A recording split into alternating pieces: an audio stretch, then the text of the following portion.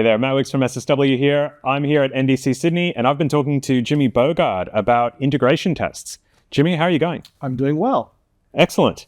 So, integration tests. This is something that we've done in the past where we've built some code, we've run some unit tests, then we've put it onto environments, and then we've gone and clicked through all the things and tested this out. But we're not talking about that kind of integration testing. No, the names of these things suck. I don't know what to say, but yeah. So I don't think I mentioned in the talk today, but I don't even use those names anymore. There's like fast tests, slow tests, and really slow tests. And the integration tests are the slow ones. The really slow ones would be UI tests like Playwright or something Human like testing, that. yeah. Exactly.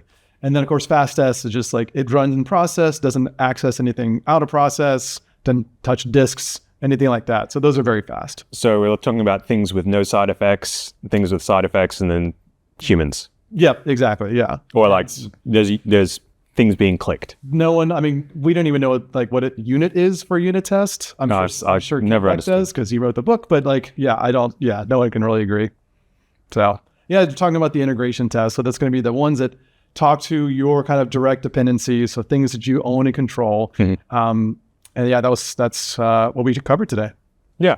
And when we're looking at these tests, like they're generally, I don't know, like the apps that we write, it tends to be about data persistence. Mm-hmm. So like there's a database involved, and we are setting up a bunch of test data for a test condition. Mm-hmm. And then how do we like make sure that the next test is going to run okay? Or like these all running at once, or are they...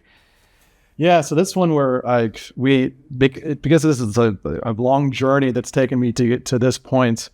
We started out with the thousands of unit tests that were brittle because mocking and blah blah blah, and then as we started to write integration tests, we didn't really understand those techniques of like, well, how do I make sure they can easily run in parallel or tests don't step on each other's toes, that sort of thing. So when we first started doing this kind of integration testing, we would force one at a time, mm-hmm. and we would wipe the database between each and every run just to make sure that the database is exactly the way we expect it to be before we run the test. But that makes them pretty slow when you do that, even though we had tricks.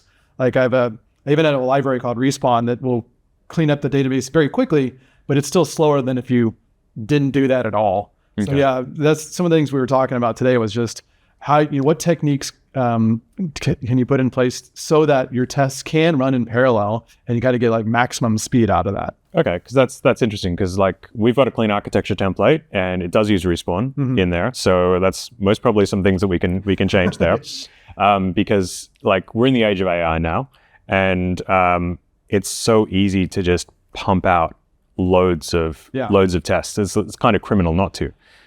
Yeah, so I think the issue is that if the tests don't run in parallel, they run one at a time. It's very easy to write a test that you can have a very deterministic starting point, and you can clean up after yourself. That's a very easy thing to do. It's actually a lot more difficult to write tests that can be run in parallel. And if you didn't write the tests to be able to run in parallel, it is a huge pain to go back and make it work. So we just flip the parallelism switch on, and we just get random test failures because we can't control the order in which things are parallelized, and you just can't predict whatever. So we'd run it, and then this test failed. You run that one test and it passes, and you're like, uh-oh. Yeah. The test passes when it runs by itself, but not in parallel, you're in trouble. So we had to come up with techniques of how do you author tests so that they can be run in parallel, and then they can be run as quickly as possible.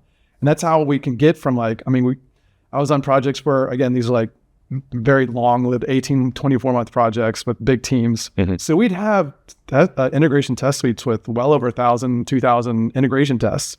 So those could take, with one project, it was an hour and a half to run that full suite. Mm-hmm. But when we, the next one, it was too late for that client. They were gonna pay us to fix that. They're just well, we'll just run the one test, and then they kind of broke out the test into multiple assemblies so you could run smaller chunks of them, tricks like that. Then the next one, when we allowed them to run in parallel, and you can do really max parallelization, then it got down to 5 to 10 minutes for the same size of suites. So okay, well, we just have to author our tests a little bit more deliberately so that we can enable this parallel behavior and make sure that's turned on from the beginning. Now, is that because I guess when you've got these tests and when you run them in parallel, they're blowing up randomly. I mean, is that an issue with the code or is it an issue with the test? It's an issue with the test. So is it that the tests aren't treating the API like, or the system as a black box, and they're like going to a database and trying to query stuff out, or? Yeah, so they would just make assumptions that everything that was needed to be set up was set up just in that one integration test. Mm-hmm. And we'd use like respawn to, before each test run to get to a good known state. And then whatever you inserted was the only thing that was there for your integration test. So, but when you do that and you have something else potentially inserting something, those assumptions now go out the window sometimes randomly. So we just had to write, really it was writing the assertions differently to ensure that we were only assuming the data from our setup, and we didn't make any assumptions about any other data that was in there. So we would have these hidden assumptions. I think I showed an example today. It was something like, I have an API endpoint that returns all the items. Mm-hmm. So insert 2 items. And then your assertion is make sure they're exactly 2 items. But if you've got something else, that's no longer true. So we're like, well, just make sure it's a, like set-based idea of it. Well, make sure that these items are contained in whatever comes back. I don't care if there's other stuff that comes back, but make sure that those 2 things are in there. I mean, it's a small thing like that, but you kind of see those techniques over time of, if you just don't make that assumption anymore and your assertions don't make that assumption, then it enables parallelization as you go. But that's like a teaching skill issue of you writing the test. You have to write them in this way. It just won't like happen for free. I don't know if Claude will do that for you either. I don't really know. But we had to write tests differently in order to enable that sort of parallelization. Yeah. So it's getting rid of the assumptions that it's. Yeah. And those assumptions are like just almost impossible to try to retrofit in a test suite that's already there. Like you have to go test by test. Like, what is this assuming? What is this assuming? And like that just takes so long to go through and unwind all the assumptions. So yeah, we just had our teams like going, we got a meeting of our tech leads and all the developers. Like, okay, we did this as far as it could go, but we cannot accept an hour-long test suite. That's just way too long. Yeah. We need to get that down, especially when those test suites every single PR. Every PR gets PR, so we cannot do that. So we said, well, we have to think of something else. And so that's what we came up with. So let's just not make those assumptions anymore that's in a very specific state, and just say, well, we know what we're adding, but we won't make any other assumptions about what could be already there at all. So instead of like the tests being, so if you've got 2,000 tests, each test takes a second to run, that's like over half an hour. Yeah. But now you're able to parallelize that. Mm-hmm. And did you have to change like the base structures? Like I know when you start to build out the unit tests, how you structure your, how you subclass makes a difference to the different test runners. Like X unit does something, N unit does something. Yeah, X unit is like very opinionated as well for not integration tests, unfortunately. So yeah, we had to tweak how we extended these. And as a consultant, I don't always get to like just come in and dictate, thou shalt use this specific test framework. Mm-hmm. I just gave up on that years ago. So like, well, given your preferences this, how do I configure the test framework so that it can enable this? We also, for a long time, the way I would write my integration test was that I would have one single setup, and then each test method would be an assertion, so that you could, like, if it was a very complex operation you're doing, each assertion could describe exactly the thing that is being asserted here, and you don't have to infer that from this should be that, this should be that. So when it's setting up, when you say setup, that's an arrange. Yeah. But it's a common arrange for a bunch of different tests. Exactly. So common arrange, common act, and then the assertions would then be the individual tests. So they could be the names of the tests would then be very descriptive of the assertion I was making. And then the test is only testing one thing. This testing one thing. And it's, I got 5 things it's doing, that each one of those is a different assertion, and I can nail down exactly the behaviors I was doing. So we were trying to do BDD-ish sort of stuff. So that in those styles, you do like have each assertion like name the business use case you're trying to test, not the technical implementation details of whatever. Or if it's just, a big old block of assertions, you're like, just a lot going on here. What's going on? So, or you have to understand how everything's been arranged in order to then understand what you're testing. Yeah. That does mean for some test frameworks that don't know you're trying to do this, that will then run the setup for every single test method. Yeah. And so like for additional assertion, now you just paid another tax of the setup fee. So we're like, well, we'll try to do as much as we can with a testing framework, but also don't try to run against its like fundamental design and say, well, just stick all the assertions together because that's the best we can do. Okay. And I just wanted to like rewind a little because you were talking about mocking databases. Now, are we in agreement that that's bad? I think so. I think most of us have learned that. It is one of those things that you would think that it would be okay until you put it into practice in a project, and then you see all the false positives and false negatives, and you're like, well, that didn't work. So what do we do instead? So yeah, I went through that entire journey of like, what about in-memory databases? And then we still have the issue of like, unless it's writing to disk and then you get that full transactional behavior, we still get false positives and false negatives. So you said, nope, use the real thing as much as possible, make it match what actually happens in real life. And that gives you the highest degree of confidence and the most, like maximizing the value that you're getting out of these tests. Yeah, I think the docs have changed and it says don't use. So EF tried to take it away as well. And like people screamed like, fine, but don't do it. It's just like, it's not the same thing. So yeah, I always tell people like, if you want to swap that out, that's on you, but just realize that probably the most complex set of code in your system is the code that translates link to SQL. Yep. It's like that code is bananas. So why would you want to mock that out? Even if it's very simple, find by ID, you just don't know, it's doing eager fetching or whatever, lazy loading. All these things can happen behind the scenes that make the test wrong. So we're like, well, we started down the path of, bunch of unit tests and the integration test, have both. Mm-hmm. And then we saw the integration test was doing the real stuff and the unit test was just asserting the same thing, but with a bunch of mocks. So we're like, is that providing any value if we're always going to write the integration test? So we just kind of put those to the side, and then only if the logic is sort of like naturally refactored out into its own isolated components or classes, we'll unit test that. Okay. But not like jam it in there because, we saw someone's aunt or uncle that said we should write it this way. So that reminds me of one of the things in your talk, because if you're saying that you're like, hey, we don't need to unit test everything if we're going to integration test as well, the usual like the testing pyramid, that shape changes drastically because all of a sudden we're writing unit tests for the stuff that should be unit tested. What's a unit? But it's like what could be tested in pure isolation. Yeah, without side effects. Then the code itself has to be side effect free. Yeah, and it has to be like built in such a way that it is.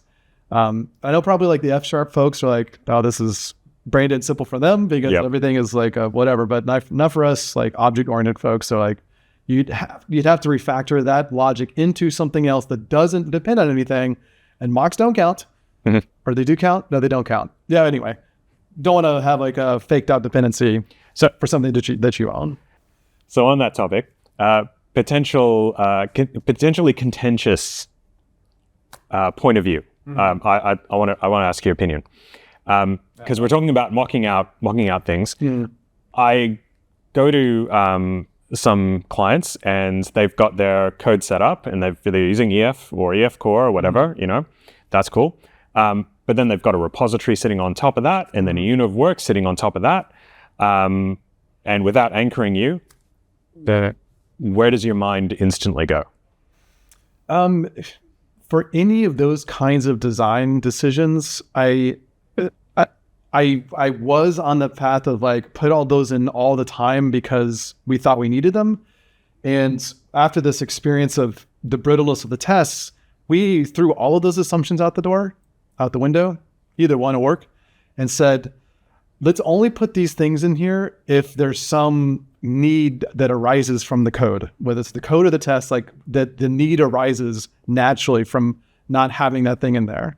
So at this point, I put them in when the need presents itself.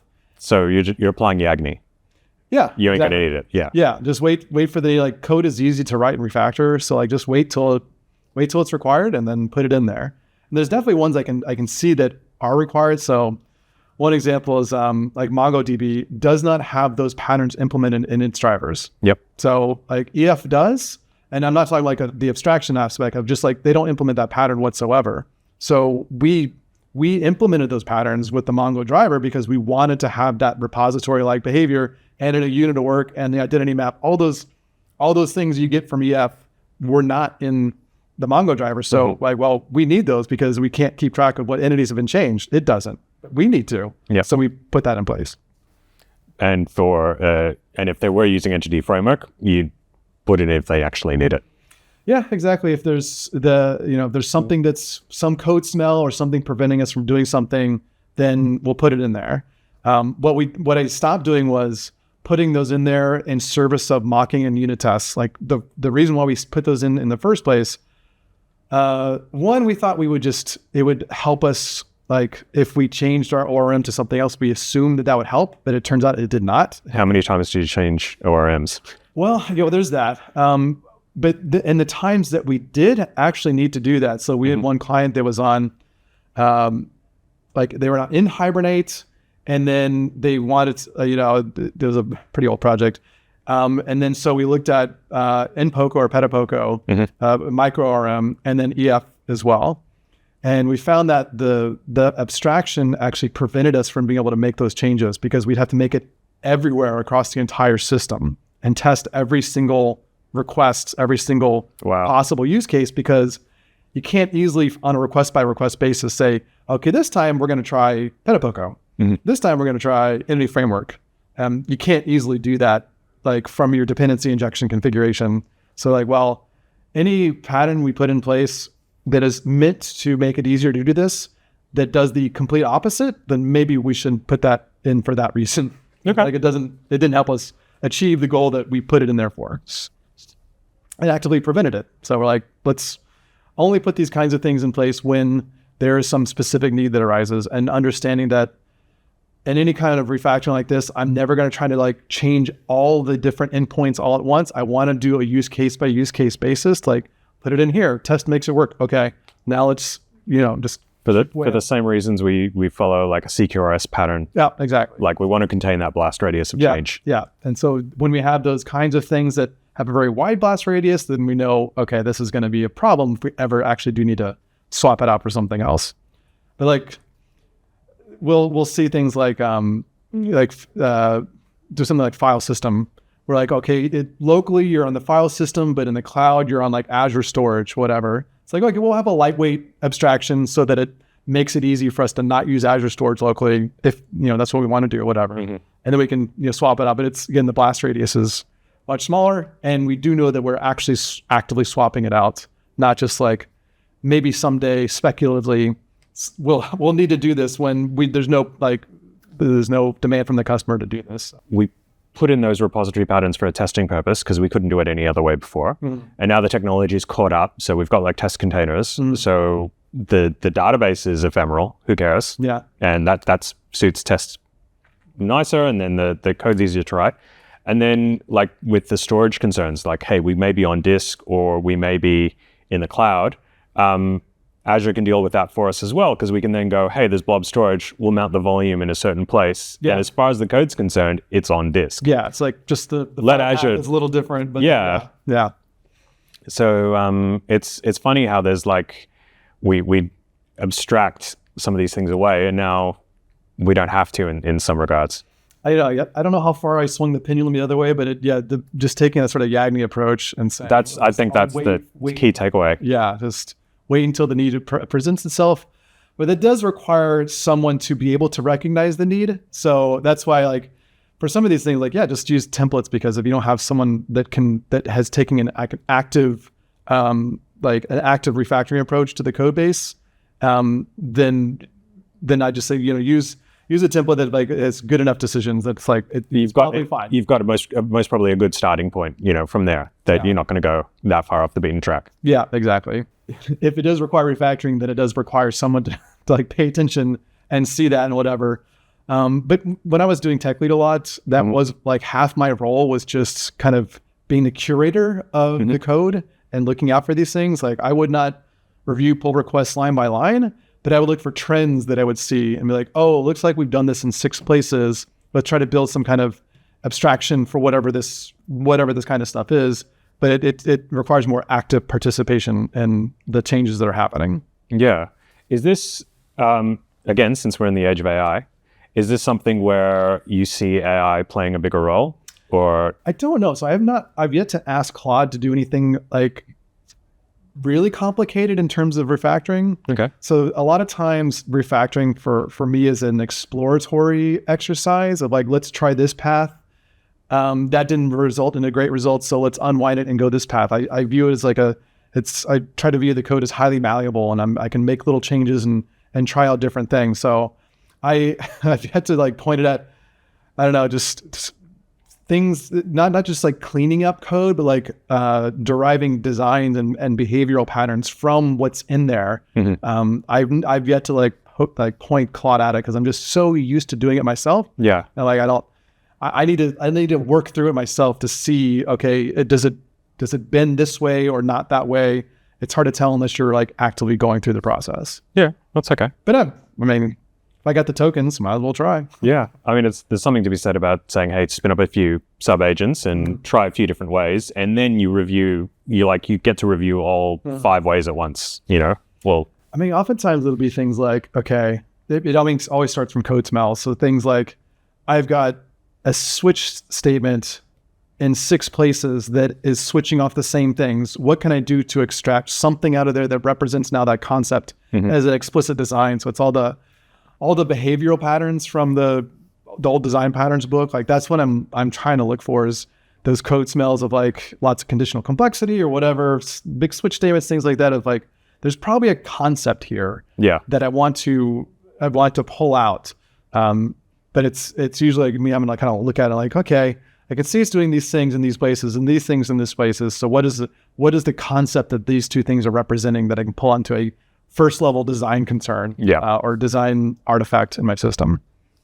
But again, I've not tried with Claude because those kinds of opportunities don't come up that often on projects. Like it's usually like 3 to 4 months in, there's been like enough stuff put in there that we've gotten past like just the CRUD screens and they're like, okay, now we actually get to the real complex business logic. The boilerplate is solved, yeah. Yeah, and those are the kinds of things like I can't predict what the end result will look like. I'll just, again, like do the first thing that could work and then, the step everyone skips in the TDD red, green refactor, like the refactor step, like wait until it works, take a step back and see, okay, what do I see? Like what kind of code smells do I see based on what I've generated here?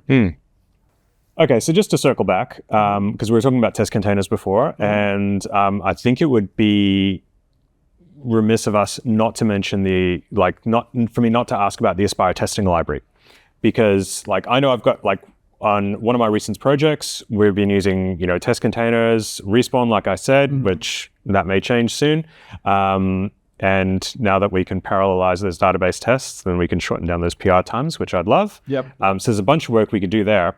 But we did stick with the test containers and we didn't go for Aspire testing because it was a bit too new at the time. Yeah. And we tried it out and we're like, it's... Yeah, I'm still there as well. So there's like, the argument for is that, I want to use the same orchestration that runs my system as I then... in my tests. That's what I wanted. But I don't run Aspire orchestration in production. So the value for that is not as much. Like I don't use Aspire to deploy or run things in production. That's like DevOps people that tinker with Terraform and stuff like that. So like I don't use that. And the other issue I have is when I'm doing integration testing, I don't want, if I have Aspire orchestrating dependencies, fine. But if I have Aspire also orchestrating multiple applications that I'm developing, I don't want all those applications up and running. Like when I want to write an integration test, I'm concerned about one application and its dependencies. I'm not concerned about